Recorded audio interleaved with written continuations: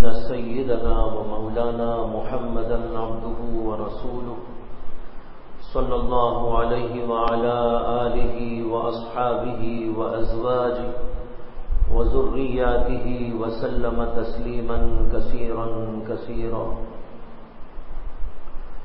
أما بعد فأعوذ بالله من الشيطان الرجيم. بسم الله الرحمن الرحيم. يا أيها الذين آمنوا ادخلوا في السلم كافة ولا تتبعوا خطوات الشيطان إنه لكم عدو مبين.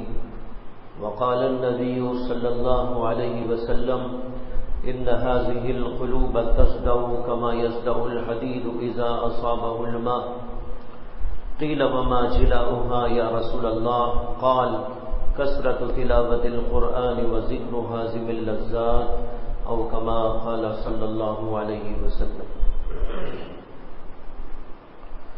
محترم حضرات، بھائیوں، بزرگوں، دوستوں، گزشتہ جمعہ ایک حدیث آپ کے سامنے پیش کی گئی تھی جس میں اللہ کے نبی علیہ الصلاۃ والسلام نے فرمایا ہے کہ یہ ہمارے دل زنگ آلود ہو جاتے ہیں جس طرح کے لوہے کو پانی کے لگنے سے زنگ لگ جاتا ہے. صحابہ نے پوچھا کہ اللہ کے رسول، اس زنگ کو دور کرنے کا طریقہ کیا ہے؟ آپ نے ارشاد فرمایا تلاوت قرآن کی کثرت اور موت کو یاد کرنا. یہ حدیث آپ کو گزشتہ جمعہ سنائی تھی اور اسی کی تشریح میں یہ عرض کیا تھا کہ ہمارے دلوں پر جو زنگ لگتا ہے وہ زنگ ہے گناہوں کا زنگ. جب آدمی گناہ کرتا ہے تو گناہ کے نتیجے میں دل کے اوپر زنگ لگنا شروع ہو جاتا ہے. یہ حدیث بھی آپ کو سنائی تھی کہ اللہ کے نبی صلی اللہ علیہ وسلم نے فرمایا جب آدمی گناہ کرتا ہے تو دل کے اوپر ایک دھبا لگتا ہے، توبہ کر لیتا ہے تو معاف اور وہ دھبا دھل جاتا ہے. لیکن اگر توبہ کرتا نہیں، گناہ پر گناہ، گناہ پر گناہ کرتا جاتا ہے تو دل پر دھبے پڑتے چلے جاتے ہیں، یہاں تک کہ ایک موقع ایسا آتا ہے کہ دل پورے کا پورا کالا ہو جاتا ہے. اللہ کے نبی علیہ السلام نے فرمایا یہی زنگ ہے جس کا ذکر اللہ نے قرآن میں کیا ہے. کلا بل ران علی قلوبہم، ہرگز نہیں، ان کے دلوں کے اوپر تو زنگ لگ گیا ہے. اللہ کے نبی علیہ السلام نے فرمایا اس زنگ سے یہی گناہوں کا زنگ مراد ہے. اس سے معلوم ہوتا ہے کہ زنگ گناہوں سے انسان کے دل پر لگتا چلا جاتا ہے. پھر میں دوسری بات آپ کے سامنے یہ عرض کیا تھا کہ اس حدیث میں اللہ کے نبی علیہ الصلاۃ والسلام نے یہ بھی بتایا ہے کہ زنگ اس طرح لگ جاتا ہے جیسے کہ لوہا زنگ آلود ہوتا ہے پانی کے لگنے سے. پانی میں اگر لوہے کو ڈال کے چھوڑ دیا جائے یا لوہا ایسی جگہ رکھا جائے جہاں مسلسل پانی پڑتا رہتا ہو تو چند دنوں کے بعد یا چند مہینوں کے بعد آپ دیکھیں گے کہ اس کے اوپر زنگ لگ گیا ہے. جب لوہے کو زنگ لگتا ہے تو اس پہ دو اثرات مرتب ہوتے ہیں.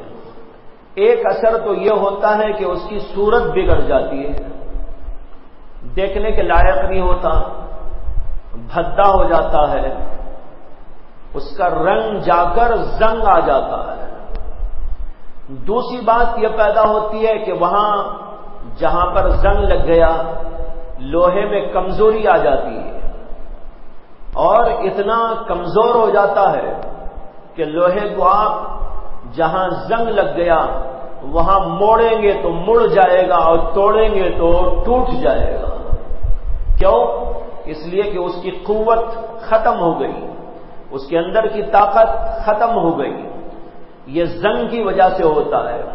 تو زنگ دو اثرات مرتب کرتا ہے. ایک اثر یہ کہ صورت بگڑ جاتی ہے، دوسری بات یہ ہے کہ اس کی سیرت بگڑ جاتی ہے.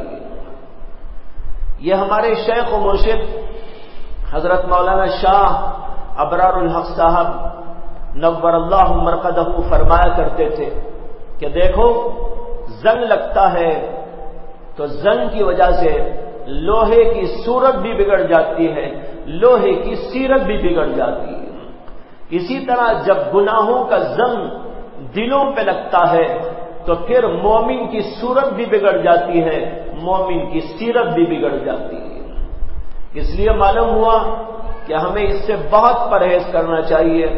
اسی کے لیے اللہ کے نبی علیہ السلام نے حضرات صحابہ کو یہ بات بتائی، خصوصیت کے ساتھ میں بتائی، تاکہ لوگ گناہوں سے دور رہے، گناہوں سے نفور رہے، گناہوں کے قریب نہ پھٹکے اور اپنے دلوں کو صاف اور پاک رکھنے کی کوشش کرے، زنگ کو لگنے ہرگز نہ دیا کرے۔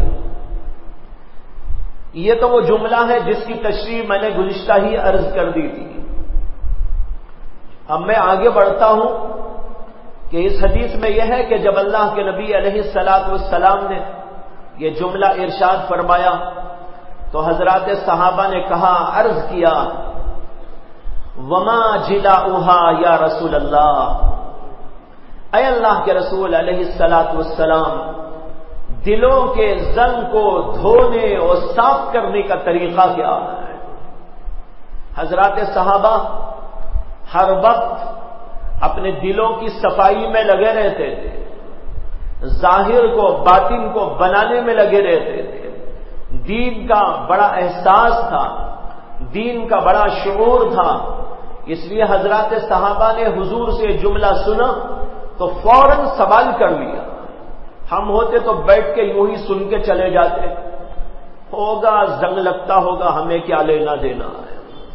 لیکن صحابہ ایسے نہیں تھے، صحابہ اس کی جستجو میں لگتے تھے، اس کی فکر میں لگ جاتے تھے، اس کے بارے میں سوال کرتے تھے، اللہ کے نبی سے جواب لیا کرتے تھے۔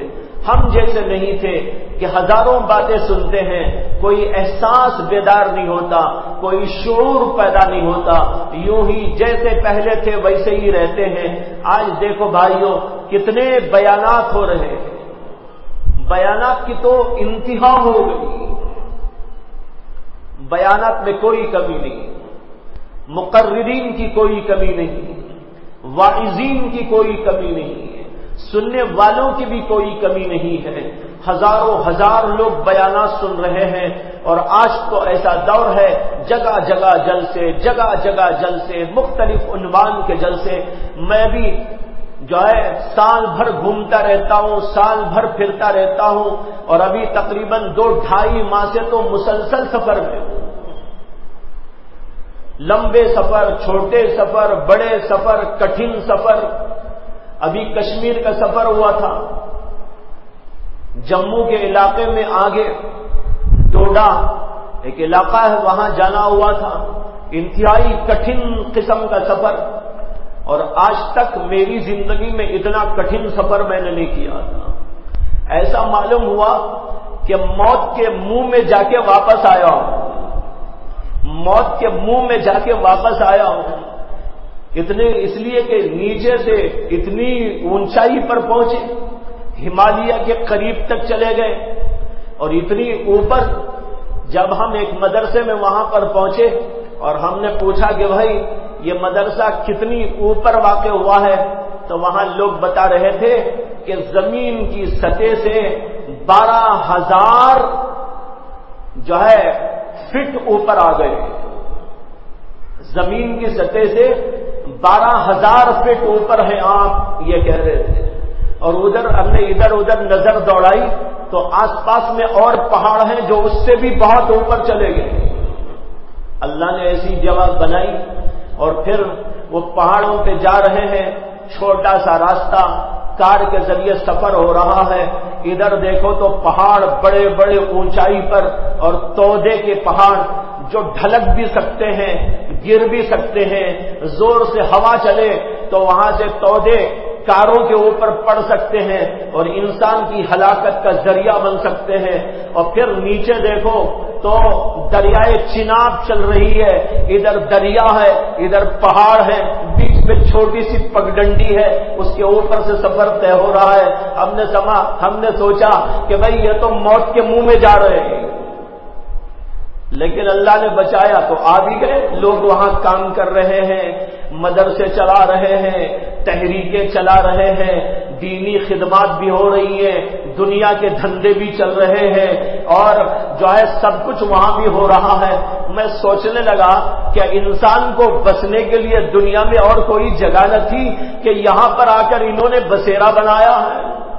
اس لیے کہ چل چل کے سفر کرتے ہیں پہاڑوں پر. بعض ہمارے یہاں پر پڑے ہوئے مسیح العلوم میں طلبہ تھے جو وہاں کے تھے اور یہاں پڑھ کے گئے تھے.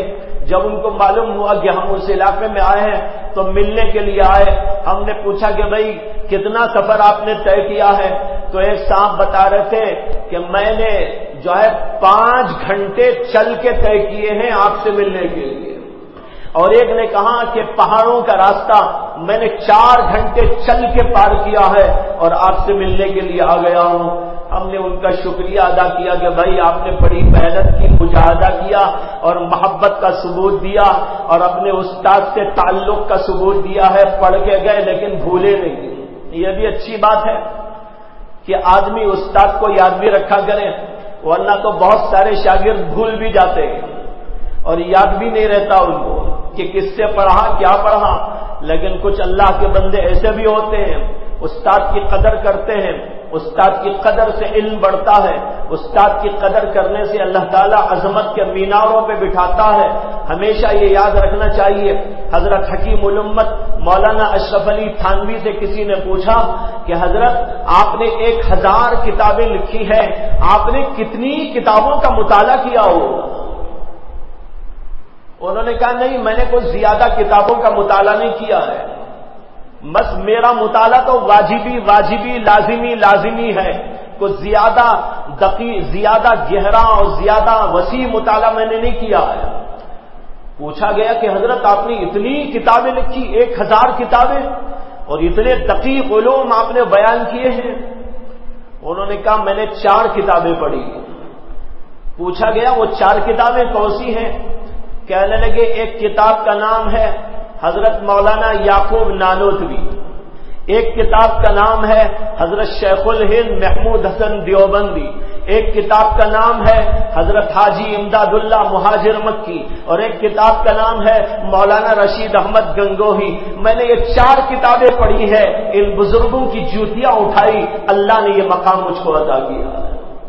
بہرحال میں کہہ رہا تھا کہ میں بھی سفر کرتا رہتا ہوں. کٹھن سفر بھی ہے، آسان سفر بھی ہے، پلین کے سفر بھی ہے، ٹرین کے سفر بھی ہے، اور کہیں پر جو ہے بگیوں کے سفر بھی ہے، اور کہیں کاروں کے سفر بھی ہے.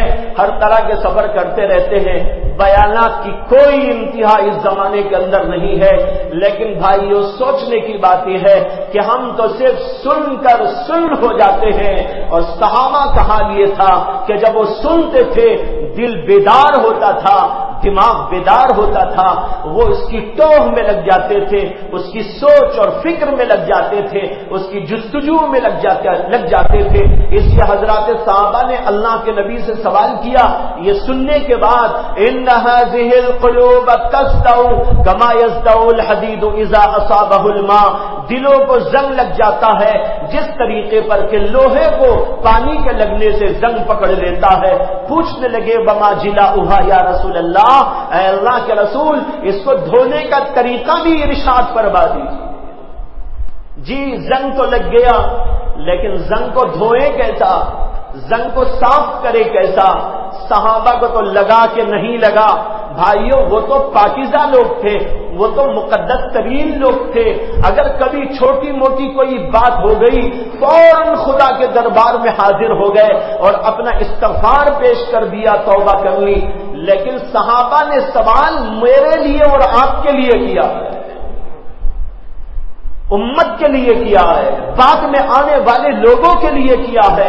اگر انہوں نے سوال نہ کیا ہوتا اللہ کے نبی کی زبان سے جواب نہ ملتا، اور جواب نہ ملتا آج امت پیاسی کے پیاسی رہ جاتی.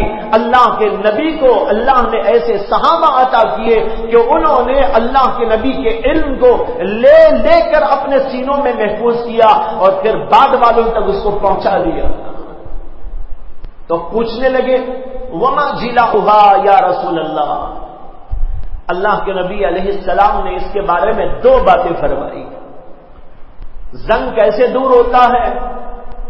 فرمایا کثرت تلاوت القرآن و ذکر حازم اللذات. 2 کام کرو. ایک کام یہ کرو کہ قرآن پاک کی تلاوت کثرت کے ساتھ میں کرو، اور دوسرا کام ہے ذکر حازم اللذات، لذتوں پر پانی پھیر دینے والی موت کو یاد کیا کرو. جو آدمی قرآن کی تلاوت کرتا ہے اور موت کو یاد رکھتا ہے، یاد کرتا ہے، اس کا دل زنگ سے صاف ہو کر مجلہ مصفا ہو جاتا ہے. یہ 2 باتیں ارشاد فرمائی نبی اکرم صلی اللہ علیہ وسلم. قرآن پاک کی کثرت کے ساتھ تلاوت بہت اہم ہے، اس لیے کہ یہ اللہ کا پاکیزہ کلام ہمارے لیے ہدایت بن کر نازل ہوا، ہمارے لیے نجات کا ذریعہ بن کے نازل ہوا.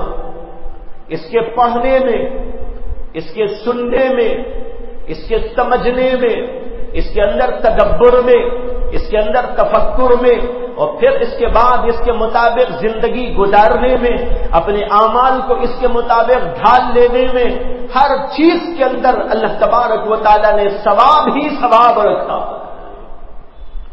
آدمی کا دل بدل جاتا ہے، دماغ بدل جاتا ہے، کردار بدل جاتا ہے، انداز بدل جاتا ہے، ہر چیز اس کی بدل جاتی ہے جب وہ قرآن سے نسبت پیدا کر لیتا. اس لیے فرمایا گیا کثرت تلاوت القرآن، قرآن پاک کی تلاوت کثرت کے ساتھ میں کرنا دل کے زنگ کو دور کرنے کا کام کرتا ہے. تلاوت کے معنی کیا ہے؟ تلاوت کے معنی اصل میں آتے ہیں پیچھے پیچھے چلنا. تلا یتلو عربی کا لفظ، اس کے معنی آتے ہیں پیچھے پیچھے چلنا. قرآن کے پڑھنے کو عربی میں تلاوت کر کہتے ہیں. کیوں؟ اس لیے کہ اس کے پڑھنے کے انداز میں بھی اور جو ہے پڑھنے کے بعد اس کے اوپر عمل کرنے میں بھی ہم اتباع کرنے کے محتاج ہیں کہ ہم اتباع کریں اللہ کے رسول کی. قرآن کیسے پڑھتے ہیں اس کے اندر بھی اتباع کرنا پڑتا ہے، پیچھے چلنا پڑتا ہے. پیچھے کس کے چلے؟ اللہ کے نبی علیہ السلام نے قرآن پڑھ کے بتایا، صحابہ کو بتایا. صحابہ سے کہا کہ تم قرآن پڑھنا سیکھنا چاہتے ہو تو میں نے فلاں فلاں صحابی کو سکھا دیا ہے، تم ان سے جا کے سیکھو. عبداللہ ابن مسعود سے قرآن سیکھا کرو، ابی ابن کعب سے سیکھا کرو، اور بعض بڑے بڑے جلیل القدر قاری قرآن صحابہ میں پیدا ہوئے. اللہ کے نبی نے کہا کہ ان سے قرآن سیکھو، پڑھنے کا انداز معلوم ہو. تو معلوم ہوا قرآن پڑھنا اگر چاہتے ہیں تو پڑھنا سیکھنا پڑتا ہے، اور سیکھنے کے لیے استاد کی ضرورت ہے، اور سیکھنے کا نام ہی ہے تلاوت، اور سیکھنے کا نام ہی ہے اتباع. جب تک آدمی استاد کی اتباع نہیں کرے گا اسے پڑھنا نہیں آ سکتا. اب کیسے پتا چلے گا؟ صاد کیسے نکالے؟ سین میں اور صاد میں کیا فرق ہے؟ زاد میں اور زا میں کیا فرق ہے؟ زال میں اور زا میں کیا فرق ہے؟ سین میں اور سا میں کیا فرق ہے؟ یہ ہر لفظ الگ الگ ہے. اس کے پڑھنے کا ایک خاص لب و لہجہ ہے، اس کا ایک خاص مخرج ہے، اس کی ایک خاص صفت ہے. اس کے ذریعے سے اس کو پڑھا جائے وہ لفظ صحیح ادا ہوگا، ورنہ تو آدمی الٹا سیدھا کچھ بھی پڑھ لے گا. اس لیے ایک تو قرآن سیکھنا ہے، اس لیے فرمایا گیا تلاوت کرو یعنی سیکھ کے پڑھا کرو. دوسرے یہ ہے کہ قرآن پاک پر جب تک عمل نہ ہوگا، اس کی اتباع نہ ہوگی، اسے تلاوت نہیں کہتے. ایک آدمی قرآن پڑھ رہا ہے، صبح سے شام پڑھ رہا ہے لیکن نماز نہیں پڑھتا، قرآن پڑھ رہا ہے لیکن حلال و حرام سے جو ہے حلال و حرام کی تمیز نہیں کرتا۔ ایک آدمی قرآن تو پڑھ رہا ہے لیکن حق و باطل کا امتیاز نہیں کرتا، ایک آدمی قرآن کی تلاوت تو کر رہا ہے لیکن اللہ کے احکام کے مطابق زندگی نہیں کرتا، تو یہ آدمی کیا پڑھنے والا؟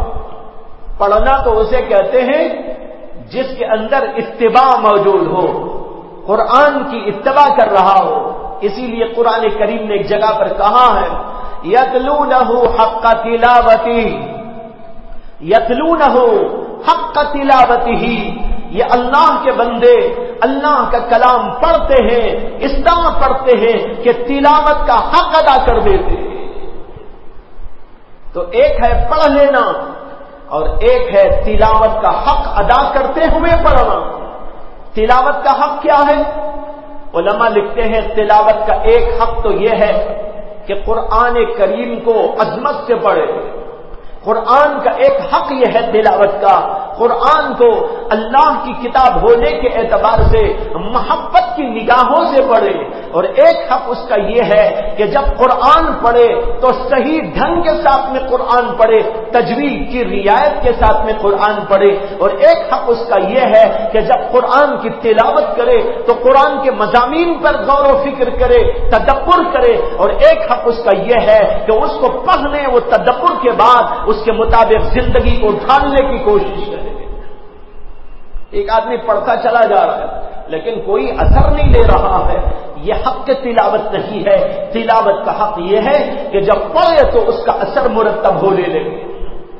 امام اعظم ابو حنیفہ رحمہ اللہ، ہم سب کے امام، ان کا واقعہ ہے کہ ایک دفعہ عشاء کی نماز پڑھنے کے لیے مسجد تشریف لائے۔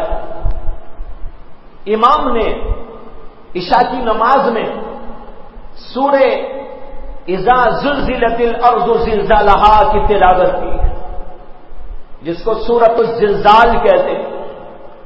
زلزال کے معنی ہیں زلزلہ، عربی میں زلزلہ اور زلزال دونوں کے ایک ہی معنی۔ اس کے اندر اللہ نے قیامت کے قریب ہونے والے زلزلے کا ذکر کیا، اسی لیے اس کا نام ہو گیا سورۃ الزلزال، زلزلے کی سورت۔ اس کے اندر زلزلے کا ذکر تفصیل سے اللہ نے کیا۔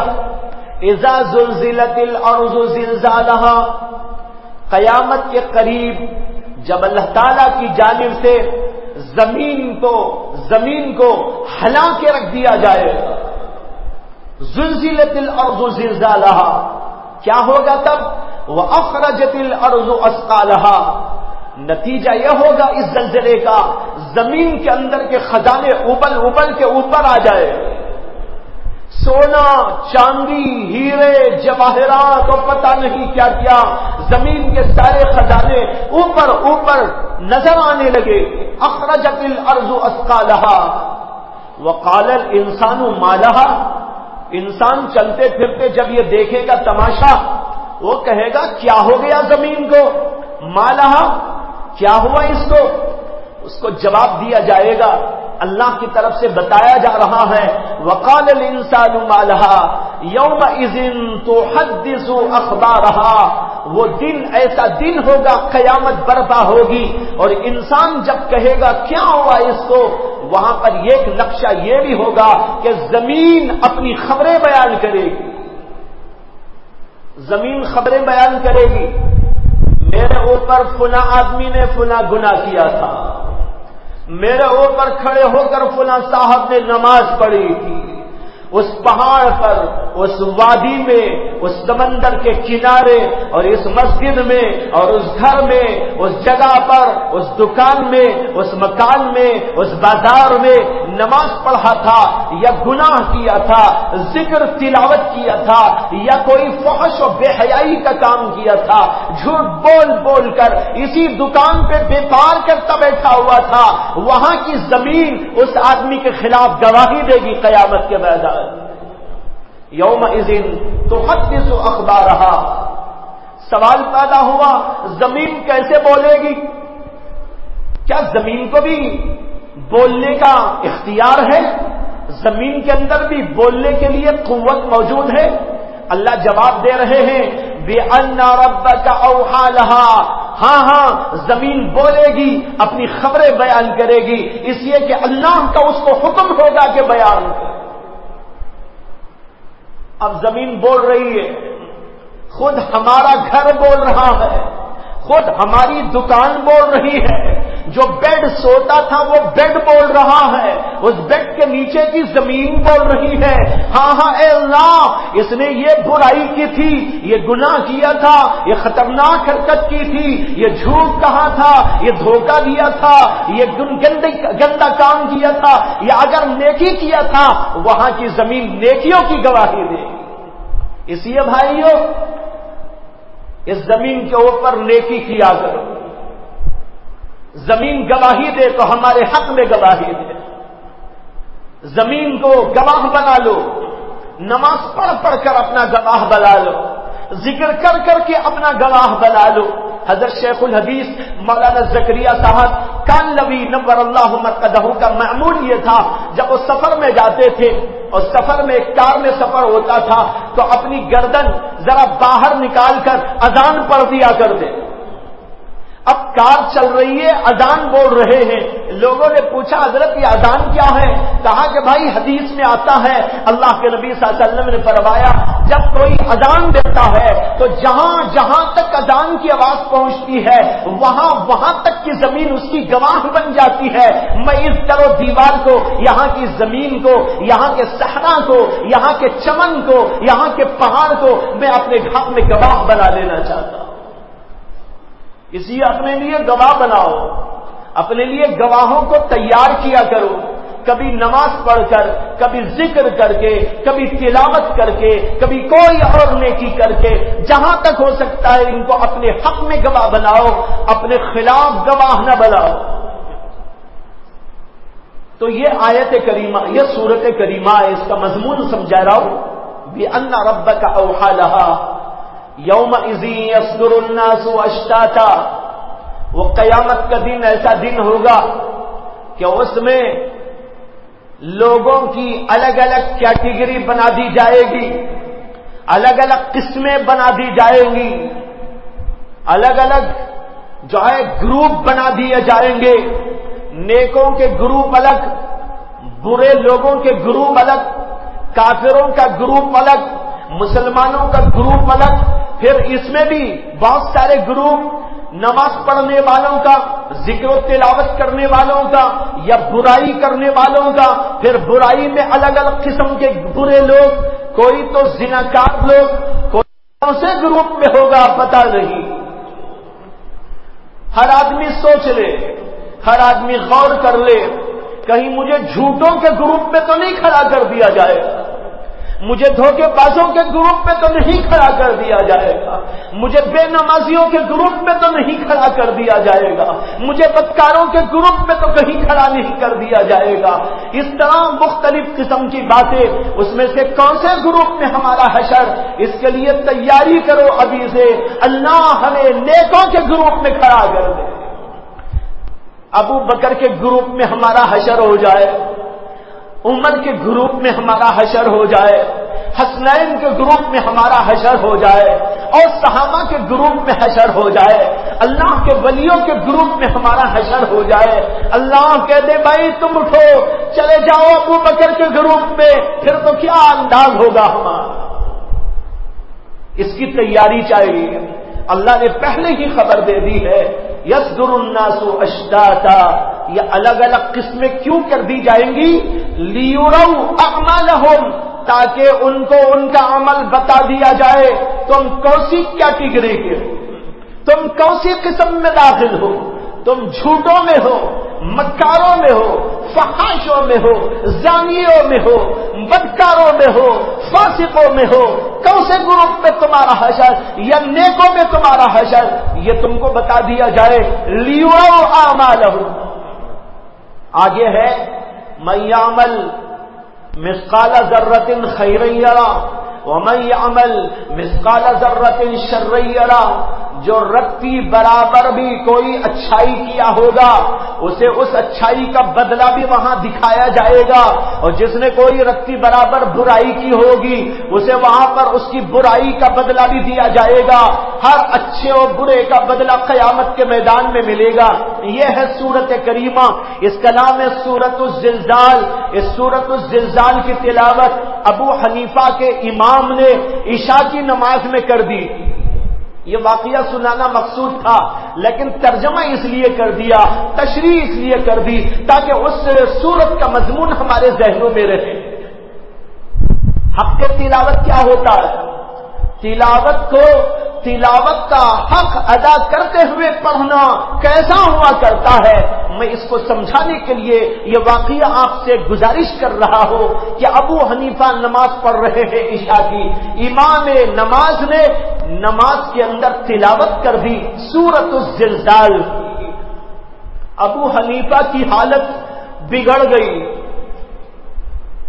ابو حنیفہ کا دل عجیب طرح پسیج گیا، نماز میں روتے رہے، گڑ گڑاتے رہے، عجیب کیفیت طاری ہو گئی۔ امام نے معلوم نے کیا انداز سے پڑھا ہوگا، یہ سننے والا کون سا کم تھا، نماز پڑھانے والا تو نماز کا امام تھا، مسجد کا امام تھا، اور ان کے پیچھے نماز پڑھنے والا یہ دنیا کا امام تھا، جو قرآن کے اسرار سے واقف ہے، حدیث کے اسرار سے واقف ہے، جس کی فقہ اور فقہ دانی ساری دنیا میں اپنا لوہا منوا چکی ہے، اس نے جب اس پر غور کیا ہوگا تو اس کے دل کی حالت کیا ہوئی ہوگی۔ ابو حنیفہ روتے رہے یہاں تک کہ نماز ختم ہو گئی۔ نماز ختم ہونے کے بعد لوگ اپنی اپنی نمازیں پڑھ کے اپنے اپنے گھروں کو چلے گئے، لیکن ابو حنیفہ رحمت اللہ علیہ اسی جگہ بیٹھ کے اللہ کی طرف متوجہ۔ ان کے شاگرد ہیں امام ابن السکیت، وہ اس روایت کے راوی ہیں۔ امام ابن السکیت کہتے ہیں کہ میں ابو حنیفہ کا انتظار کرتا رہا، دیکھوں کہ یہ اٹھے، میں ذرا چراغ گل کر دوں، لیکن ابو حنیفہ بیٹھے کے بیٹھے ہی ایسی سوچ میں اور اس طرح اس کے اندر غرق کہ میں ان کو اپنی طرف متوجہ نہیں کر سکا۔ کہتے ہیں کہ میں انتظار کر کر کے چراغ گل کر دیا اور اپنے گھر چلا گیا، اور پھر فجر کی نماز سے کچھ پہلے تہجد کے وقت میں نماز کی تیاری کے لیے، اذان کی تیاری کے لیے واپس آیا تو میں نے ابو حنیفہ کو دیکھا کہ امام ابو حنیفہ جس جگہ بیٹھے ہوئے تھے رات میں، آج اس وقت میں کھڑے ہوئے ہیں اور تنہا ہیں، مسجد کے اندر کوئی نہیں، اور پوری رات ان کی کیسی گزری وہ تو اللہ ہی کو معلوم۔ کہتے ہیں کہ جب میں مسجد میں آیا تو میں نے امام ابو حنیفہ کو دیکھا، وہ کھڑے ہوئے اپنی داڑھی کو پکڑ کر اللہ سے کہہ رہے ہیں، اے اللہ، آپ نے قرآن میں فرمایا ہے من یعمل مثقال ذرۃ خیرا یرا ومن یعمل مثقال ذرۃ شرا یرا، اے اللہ اس بوڑھے پہ رحم فرما، مجھے معاف فرما دیجیے۔ یہ ہے بھائیوں حق تلاوت، جب آدمی پڑھے تو اس کا دل پسیج جائے، اس کے دل پر اس کا اثر ہونے لگے، آیات کا اثر ہونے لگے۔ یہ جب اس طرح پڑھے گا، کیا وجہ ہے کہ دل دھلے گا نہیں، زنگ ہوگا تو دھلے گا، زنگ ہوگا تو ختم ہوگا۔ آنکھوں کے آنسو نکلتے ہیں، یہ آنکھوں کے آنسو دل کو صاف کرتے چلے جاتے ہیں۔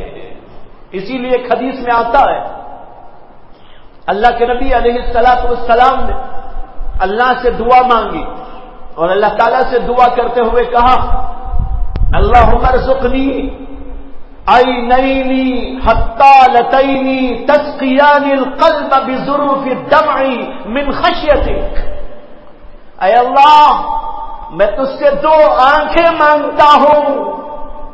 کیا دعا ہے؟ اللہم ارزقنی عینین اے اللہ میں تجھ سے 2 آنکھیں مانگتا ہوں. کیسی آنکھیں؟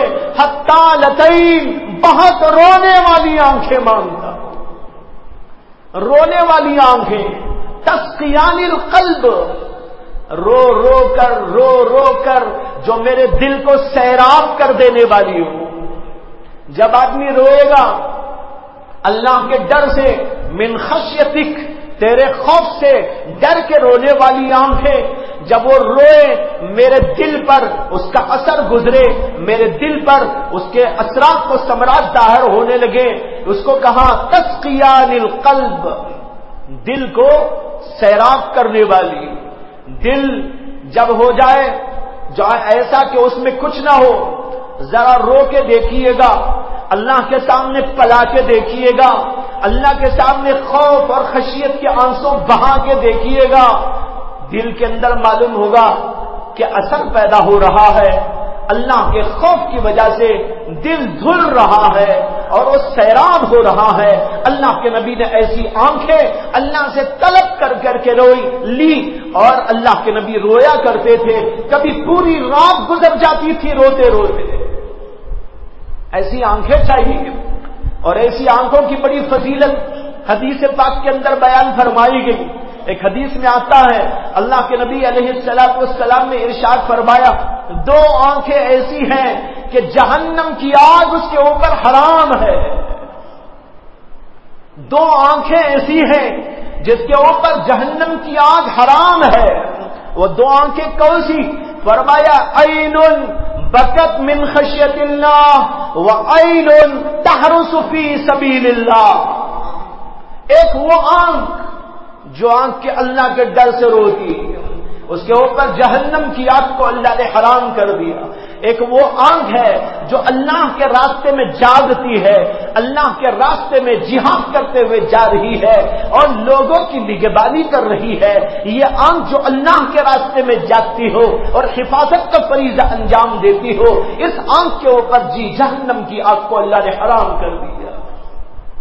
تو بھائیوں، یہ بتا رہا تھا کہ جب آدمی اللہ تعالیٰ کے کلام کو اس کا حق ادا کرتے ہوئے پڑھتا ہے تو اس کی حالت یہ ہونی چاہیے جو ابھی عرض کی گئی امام اعظم ابو حنیفہ کے واقعے. ایک اور واقعہ سناتا ہوں. واقعہ تو ہزاروں ہیں، ہزاروں ہزار ہمارے اسلاف کے واقعات ہیں جنہوں نے قرآن کو اس کا حق ادا کرتے ہوئے پڑھا. امام شافعی رحمت اللہ علیہ قرآن کی آیتیں پڑھتے ہیں، بے ہوش ہو کے گر جاتے ہیں. قرآن کی آیتیں پڑھ رہے ہیں، بے ہوش ہو کے گر جاتے ہیں. یہ حضرت سیدنا عمر بن خطاب رضی اللہ تعالی عنہ قرآن کی آیتیں پڑھتے ہیں اور پڑھتے پڑھتے نمازی کے اندر بے ہوش ہو کے گر جاتے ہیں. سینکڑوں نہیں ہزاروں واقعات موجود ہیں. صحابہ کے موجود ہے، تابعین کے موجود ہے، ائمہ کے موجود ہے، ہمارے اسلاف اور بزرگوں کے واقعات موجود ہے. کتابیں اس کے لیے بھری ہوئی. ایک واقعہ یہ سنانا ہے کہ اسلاف اور بزرگوں میں ایک بزرگ گزرے ہیں جن کا نام ہے امام محمد ابن المنکدر، بڑے محدث عظیم الشان. بخاری میں، حدیث کی اور کتابوں میں جہاں آپ راویوں کے اوپر نگاہ ڈالیں جگہ جگہ آپ کو ان محدث کا نام بھی ملے گا. محمد ابن المنکدر، محمد ابن المنکدر عظیم محدثوں میں ان کا شمار ہے. انہی کے زمانے میں، انہی کے علاقے کے، انہی کے پڑوس میں رہنے والے ایک اور بزرگ، ان کا نام تھا محمد ابن الفضل. وہ بھی بڑے محدث تھے. یہ ہمارے محدثین، یہ ہمارے فقہا، یہ ہمارے علماء ایک طرف علم کی بڑی اونچی شان رکھتے تھے. حدیث میں ان کا جواب نہیں، فقہ میں ان کا جواب نہیں، اور علوم و فنون میں ان کی مہارت کا کوئی جواب نہیں. اور دوسری طرف ان کا حال یہ تھا اللہ کا خوف ہے، اللہ کی خشیت ہے، اللہ سے تقوی ہے، طہارت ہے، عبادت ہے، ریاضت ہے، مجاہدہ ہے. ایک طرف ان کی زندگی میں یہ نقشہ ہم کو ملتا ہے. خالص علم نہیں تھا، وہ علم مشحون تھا اللہ کی عبادت کے ساتھ، خوف اور خشیت کے ساتھ، تقوی و پرہیزگاری کے ساتھ، انابت و توبہ کے ساتھ، استغفار اور جو ہے نیکی اور تقوی کے ساتھ اس طرح ملا ہوا تھا۔ امام محمد ابن المنکدر ایک بار اپنے گھر عشاء کے بعد کھانے وانے سے فارغ ہو کے قرآن کی تلاوت کرنے بیٹھ گئے۔ قرآن کی تلاوت کر رہے تھے۔ قرآن کی تلاوت کرتے کرتے ایک آیت پر پہنچتے ہیں، وَبَدَا لَهُم مِّنَ اللَّهِ مَا لَمْ يَكُونُوا يَحْتَسِبُونَ وَبَدَا لَهُم مِّنَ اللَّهِ مَا لَمْ يَكُونُوا يَحْتَسِبُونَ۔ کیا مطلب ہے؟ اللہ تعالیٰ کافروں کا، فاسقوں کا، بدکاروں کا، اللہ کے مخالفین اور باغیوں سرکشوں کا ذکر کر رہے ہیں، اور کرتے کرتے کہہ رہے ہیں یہ حال ہوگا ان کافروں کا، اللہ کے باغیوں سرکشوں فاسقوں فاجروں کا، کہ قیامت کے میدان میں جب جائیں گے اور وہاں ان کو عذاب ان کا دکھایا جائے گا، تب ان کے سامنے کھلے گا۔ کیا کھلے گا؟ وَبَدَا لَهُم مِّنَ اللَّهِ مَا لَمْ يَكُونُوا يَحْتَسِبُونَ۔ ایسا سخت ترین عذاب اور ایسی مصیبت و پریشانی جس کا ان کو وہم و گمان بھی نہیں تھا۔ ایک انسان سوچتا ہے اپنی عقل سے وہ سزا ہوگی، ایسا عذاب ہوگا، ایسی بات ہوگی، یہ تکلیف ہوگی، یہ پریشانی ہوگی۔ اللہ تعالیٰ کہتے ہیں نہیں، جہنم کا عذاب ایسا عذاب ہوگا کہ تمہارے تصور میں بھی کبھی نہیں آ سکتا۔ جب کافر وہاں جائیں گے اور وہ عذاب دیکھیں گے تو ان کے سامنے یہ راز کھلے گا، وَبَدَا لَهُم مِّنَ اللَّهِ مَا لَمْ يَكُونُوا يَحْتَسِبُونَ، کہ ان کے وہم و گمان میں نہ تھا، وہ عذابات وہاں پر ان کے سامنے آئے۔ بھائیوں، بڑی کٹھن آیت ہے۔ جو سوچے گا، جو سمجھے گا، تفکر کرے گا، اس کے دل کی حالت اپنی جگہ باقی رہنا مشکل ہے، اس لیے کہ دنیا کے عذاب کو انسان دیکھتا ہے ناقابل برداشت، حالانکہ دنیا میں وہی بات ہوتی ہے جو ہمارے تصور میں آ سکتی ہے۔ دنیا میں بھی بہت سارے عذابات، بہت سارے مصائب اور حکومتیں بہت ساری تکلیفیں، بہت ساری پریشانیوں میں انسانوں کو گرفتار کرتی ہے، لیکن وہ سارے وہ عذابات ہیں جو ہمارے تصور میں آ سکتے ہیں، لیکن بھائیو یہ تصور میں آنے والی چیزوں کو انسان برداشت نہیں کر سکتا، تو جو تصور سے بالا تر ہے اس عذاب کا کیا ہوگا؟ یہ آیت پڑھی محمد ابن المنکدر نے، ان کا حال ابو حنیفہ کی طرح ہو گیا، رونا شروع کیا، چیخیں نکل گئی ان کی، اپنے آپ کو قابو میں نہیں رکھ سکے، چیخیں نکل گئی، روتے رہے، یہاں تک کہ ان کے سارے گھر کے لوگ پریشان ہو گئے۔ پریشان ہو کر ان سے کچھ کہنا چاہتے ہیں، ان کو کچھ سمجھانا چاہتے ہیں، لیکن وہ تو کسی کی سننے کو تیار نہیں، ایسا رو رہے ہیں، ایسا پریشان ہیں جیسے کہ ان کو سخت ترین مصیبت میں گرفتار کر لیا گیا۔ لوگ پریشان ہو کر گھر کے ایک آدمی کو بھیجتے ہیں کہ جاؤ ان کے دوست محمد ابن الفضل کو لے کے آؤ، ان کو ذرا بلاؤ، شاید وہ ان کو سمجھا دے تو سمجھ جائے، ہماری تو سننے کو تیار نہیں ہے، یہ روتے روتے حالت ان کی خراب ہو جا رہی ہے، اس لیے محمد ابن فضل کو بلا کے لے آؤ۔ چنانچہ لوگ ان کے پاس جاتے ہیں، وہ بھی کچھ اپنے کام میں لگے رہتے ہیں، کام سے مراد دینی و علمی کام، یا اللہ کے ولی، یا محدثین و فقہا، یا اپنی دنیا کے نہیں، اللہ کے دین کے کاموں میں دن اور رات لگے رہتے ہیں۔ وہاں پر گئے تو وہ اپنا کام چھوڑ کر تشریف لے آئے اور دیکھا تو محمد ابن المنکدر زار و قطار روتے چلے جا رہے ہیں، کبھی چیخ پڑتے ہیں اور کبھی سنبھل کے رونے لگتے ہیں۔ ان سے جا کر کہنے لگے، ارے بھائی کیا ہو گیا آپ کو، کیا پریشانی ہے؟ انہوں نے کہا پریشانی کیا، ذرا پڑھ کے دیکھو اللہ کیا فرما رہے۔ کہنے لگے کیا پریشانی کی بات کرتے ہو، ذرا دیکھو اللہ کیا فرما رہے ہیں، اور پڑھ کے ان کو سنایا وَبَدَا لَهُم مِّنَ اللَّهِ مَا لَمْ يَكُونُوا يَحْتَسِبُونَ۔ یہ سنتے ہی ان پر بھی گریہ طاری ہو گیا، اب ایک رونے والا تھا، یہ آئے تو دونوں کے دونوں رونے لگے، روتے رہے لوگ پریشان ہوئے، ہم تو ان کو بلائے تھے کہ یہ سمجھا دیں گے، لیکن ایک نہ شد دو شد، پہلے تو ایک رو رہے تھے اب دونوں مل کے رونے لگے۔ بھائیوں یہ تھے ہمارے اکابر، یہ ہمارے اسلاف، ایسے سینکڑوں واقعات ہیں۔ میں بتانے میں یہ پیش کرنا چاہتا ہوں ان واقعات کے ذریعے سے کہ جب قرآن کی تلاوت کرے اس انداز سے تو یہ حق تلاوت ہے، حق تلاوت کے ساتھ جب تلاوت ہوتی ہے دل کا زنگ دور ہو جاتا، آنکھ سے آنسو نکل پڑتے ہیں، دل کی حالت تبدیل ہو جاتی ہے۔ اس کے لیے اللہ کے نبی صلی اللہ علیہ وسلم نے فرمایا کثرت تلاوت القرآن، قرآن پاک کی تلاوت کثرت کے ساتھ میں کرو، قرآن پڑھنے میں بھی ثواب ہے، سمجھنے میں بھی ثواب ہے، عمل کے اندر بھی ثواب ہے۔ حق تلاوت تو یہی ہے جو عرض کیا گیا، سمجھ کر اور پھر اپنی زندگی میں عمل میں لاتے ہوئے اس کو پڑھنے کی کوشش کی جائے، اور پڑھتے پڑھتے پڑھتے انسان کے دل میں وہ رچ جائے، بس جائے۔